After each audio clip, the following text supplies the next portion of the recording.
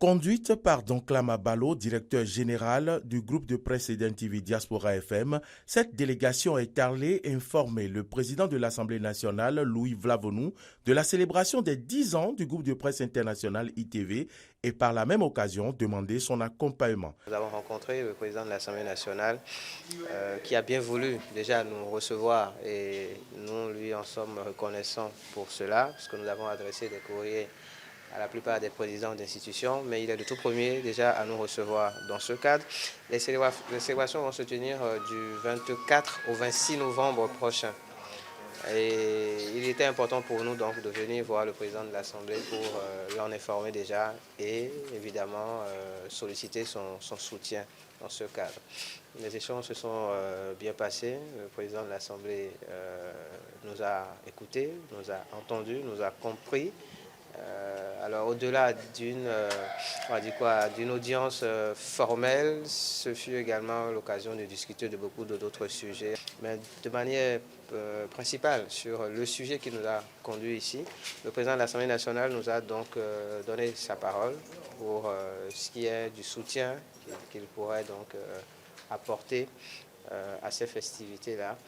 Et on s'est donné rendez-vous pour les 3 prochains jours pour voir la concrétisation de tout ceci. Le président du comité d'organisation, la personne de Ahmed Arekpa, a profité de l'occasion pour dévoiler les activités prévues pour la célébration des 10 ans du groupe de presse. C'est 3 jours de célébration, c'est du 24 au 26 novembre.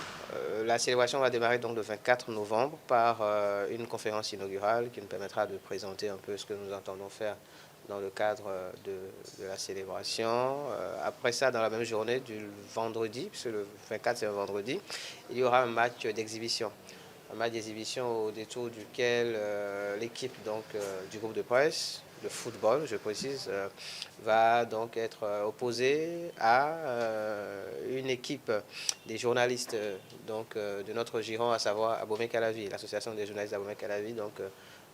L'équipe de la maison sera opposée à cette équipe-là, évidemment, pour se challenger. Et tout ça, ça rentre dans le cadre de ces festivités-là.